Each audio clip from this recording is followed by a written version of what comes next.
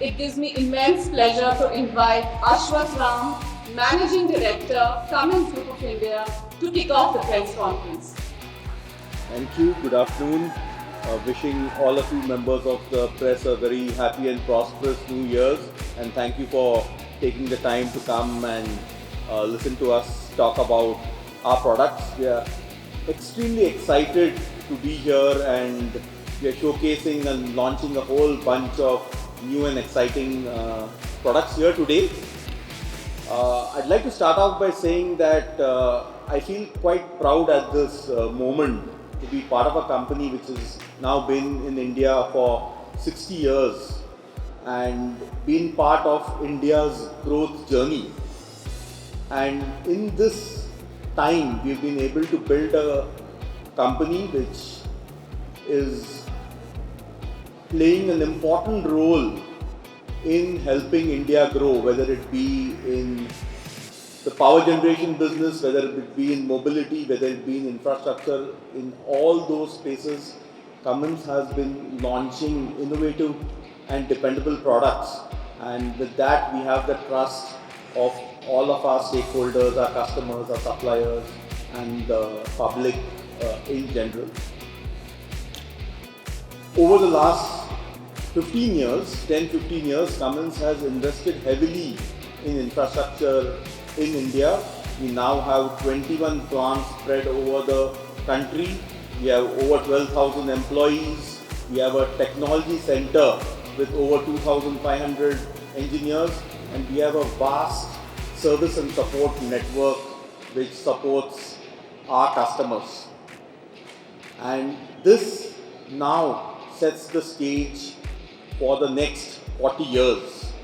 And to talk about the kinds of things the company is thinking about for the future and where the company is headed, I'd like to invite a very close friend, a colleague, a mentor, a person who has been in the industry for over 35 years, Srikanth Padmanabhan, the head of our global engine business. Srikanth, please welcome.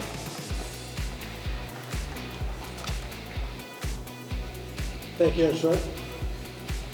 I'm super excited to be here, and I wish you all a very happy and prosperous New Year. These are exciting and challenging times for our industry. And that's what makes this industry special, because when we have such challenges, we convert those challenges into opportunities really well. Cummins has done that for over 100 years, and this industry in this country for the last 75 years since independence has actually done the same. I believe climate change is the existential crisis of our times. Decarbonization is our method to address climate change, and decarbonization is a growth opportunity for our industry and for Cummins as well. That's point number one. Point number two, if decarbonization of passenger cars is difficult, and it is like the moonshot, meaning going to the moon, we believe decarbonizing the commercial industrial space is harder, and it is like going to Mars. And the reason why it is hard is because of the fact the applications are huge, the number of markets that we need to service is different, and not one application will exactly work for everything. This is what we've done for 100 years, and this is what we are good at, and this is why we take this challenge as an important one that we can actually do. That's point number two. And the last thing that I want to say before I change over to the technology bit is that it is not a light switch event, meaning it will take a set of decades before this is going to be decarbonized, both our industry as well as the country that is going to be. Which means it will take time, but you cannot afford to wait, you have to start today. Every day that you put more carbon into the atmosphere, it's going to take 200 more years for that carbon to come out. Which means you need to start today, And you need to do it as fast as you can in those applications where you can build zero emissions vehicles. This is no different than India saying that by 2070 we'll be net neutral. This is the same as how we've been talking about the fact that Panch Amrit Tattva and a few other things that we have started introducing in this country is starting to go and make an actionable plan that will start decarbonizing our industry and decarbonizing the world. Ladies and gentlemen, I'd like to introduce to you our strategy, the Destination Zero strategy. This strategy is how we plan on decarbonizing our industry and how I think the industry needs to go as well. And our approach is fourfold, meaning where you can go to zero emissions vehicle, we need to innovate on battery electric and fuel cell electric today. Where we cannot do that, we need to start introducing zero emissions fuel like hydrogen today if we can. And in between is what we are going to have, which is step 3, which is we will do low carbon fuels like natural gas, CNG, LNG, as well as bio-renewable natural gas is something that we need to do. And at the same time, we need to advance diesel so that we can use biofuels and biodiesel in terms of places where today we can actually make an impact. This is our 4 ways by which that we would decarbonize this world, particularly in the transportation space. I think the world is going to go through a space by which over the next few decades, it is going to be 3 phases by which that we would do. The first phase is going to be where you're going to try lots of solutions that you will see around here that everybody wants to do a prototype. We will do something that will advance technology, but it will not be necessarily reliable, but it will not be the same cost structure that you would have that you need to have. The second phase, which we call as the messy middle, is where the right technology will start cropping up and the cream will rise to the top in terms of what technologies will come about. And really the last phase that is going to happen is going to be the phase when infrastructure is ready, products are reliable, customers start adopting, and real decarbonization happens. In India, I don't know whether the same cycle would be between now and 2050, like what we as a company have said, which is by Planet 2050, we have said that we will be net neutral on carbon. India as a country is set by 2070, which means these 3 phases will happen over the next 50 years, between 15 years of the first phase, the next 15 years, and then the following 15 years as to where it will be. And that's how this is going to change. So I wanted to talk a little bit about the fact as to how we are advancing the internal combustion engine as well. For the first time in our industry, we're introducing what we call as the Fuel Agnostic Platform, which is, regardless of what fuel you use, this internal combustion engine will be able to generate zero emissions or close to zero emissions as to where we need to do.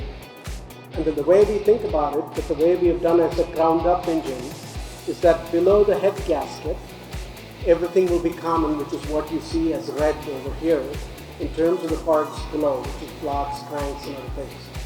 And above the head gasket, depending on the fuel that you use, whether it is natural gas, whether it is hydrogen, or it is renewable biofuel diesel that you will use, the head gasket above products will change.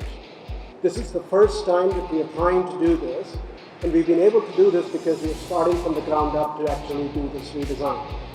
And this is something that will not only we have the scale to do it, but we also have the technology that we will be actually be able to do it. And for the first time in the industry, we are introducing these fuel agnostic engines. Just a quick update in India before I turn it over to my colleague here. We just signed an MOU with Tata, and we are going to be not only working on hydrogen internal combustion engines, we're also going to be working on battery electric and fuel cell electric solutions for the market that we would see in products over here. To explain more about the fuel cell electric, battery electric, and the ecosystem, I'd like to invite my colleague Brian Wilson, who leads the new power business for us.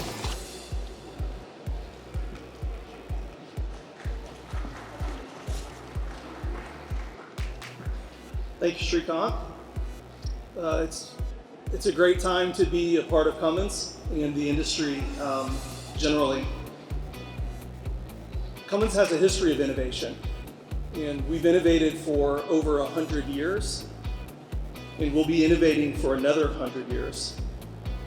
Today I want to share with you how we're going to bring diversified and dependable technology solutions to our customers at the right time. I'm excited to introduce our range of zero-emission technology solutions, our fuel cells, our batteries, our hydrogen generation, and our e-powertrain.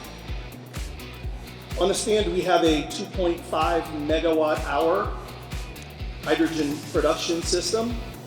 This is the future of hydrogen production. We have strong expertise in green hydrogen production. We have alkaline and PEM electrolyzers that can generate green hydrogen when paired with a great resource you have in India here with solar. These systems are turnkey, they're modular, they can be indoor and outdoor electrolyzer solutions. Today we have over 600 electrolyzers installations globally, and including some here in India for various applications. Our largest is a 20 megawatt hour PEM electrolyzer in Bécancour, Canada. With this green hydrogen, Cummins has invested in two technologies to utilize this green hydrogen for a zero carbon solution. The first, Srikanth already spoke about the hydrogen internal combustion engine. The second is the fuel cell stack here, which we have, which is a 120 kilowatt fuel cell stack. These fuel cell engines generate carbon-free electric power when using green hydrogen. These are tried, tested, and proven solutions for achieving the net carbon zero mobility applications. We incorporate variable pressure technology to provide very high power density, which allows this fuel cell to go into buses, trucks, railways, construction equipment, and city civic applications. In addition to the fuel cell, we have a suite of e-powertrain components and solutions. First is our LFP battery, which is an iron phosphate battery. This is without nickel and cobalt. This is a direct result of the conversations and the deep knowledge that we have of the applications in the industry and working with our customers to design solutions that are agile, that are affordable, and increasingly meet the diverse needs. Also on display is our NMC battery, the next generation, the BP95E. This is 30% longer life and a 30% longer range than our previous battery. And so we're learning and growing and improving the technology for the marketplace. In addition, it's lighter than our iron phosphate battery for those applications where weight is a concern. In addition to the batteries, we also have a suite of e-powertrain components in the back there. The e-axle is a really compact, highly dense solution that frees up space for customers to put other components and batteries in their vehicles. It's highly scalable and can leverage the same work that's done on a traditional axle. In addition, we have what we call a PCAS, a power control accessory system. These are all of the components that are needed to run an electric vehicle, whether fuel cell or battery electric. With the integration of Meritor e-powertrain products, their capabilities, our capabilities, the customer knowledge that both companies have, we are really creating an environment to do great technology development, to expand our new power product portfolio and meet customer needs all across the globe. We are delivering results today for our customers in a range of these zero emission applications. First, we have a hydrogen powered passenger train. It's the first one in the world using a Cummins fuel cell and running in Germany.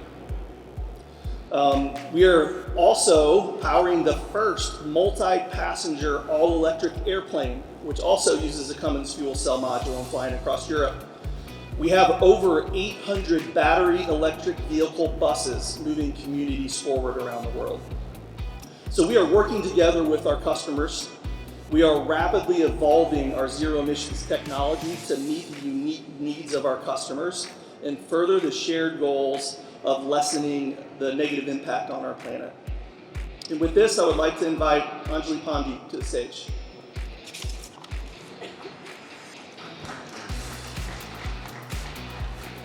Thank you, Brian, for sharing our range of new power technologies. So clearly, it's exciting times for India and certainly for Cummins in India.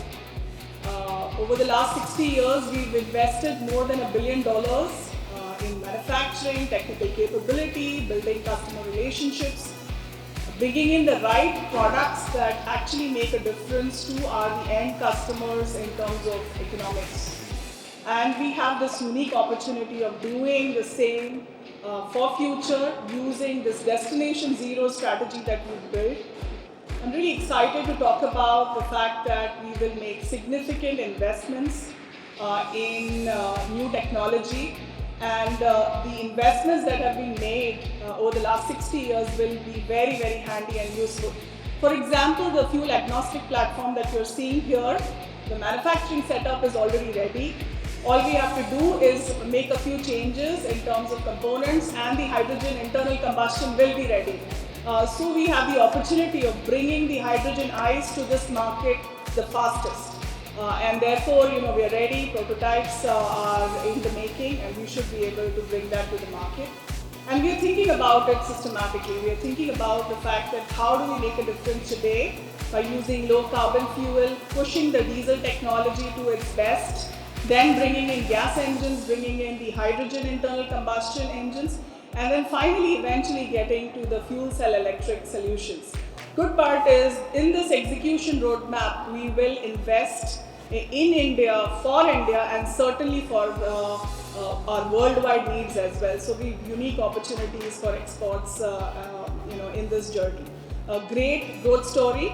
I'm really happy to share that with you. Thank you.